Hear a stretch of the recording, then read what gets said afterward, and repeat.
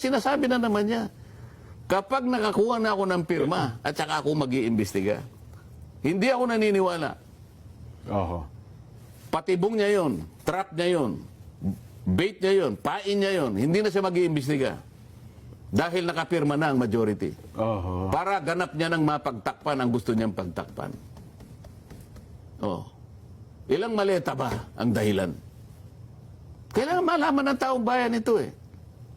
Kinaladkad mo ang pangalan ni Edran Bersamin. Sana kung maipakita natin. Siya mismo doon sa debate, DBCC debate, budget ng 2026. Opo. Kinaladkad niya ang pangalan ni Yusek Bersamin.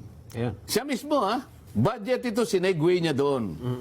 Nabigla nga kami. Sabi niya, si Yusek Bersamin, ni-name drop niya ang presidente. Ito ang pinag-uusapan nito, yung 100 billion Oho. na siningit sa BICAM.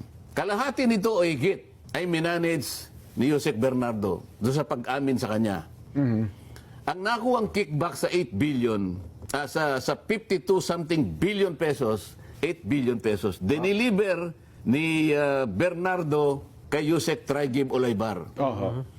Si Yusek Traigib Olaybar, itong sinasabi niyo ito, ito yung pagkukwento niya doon sa plenary. Yes. Plenary debates. Inuulit ko lang. Nagpalitan pa ng armor card, sabi niya, sa basement ng Diamond Hotel.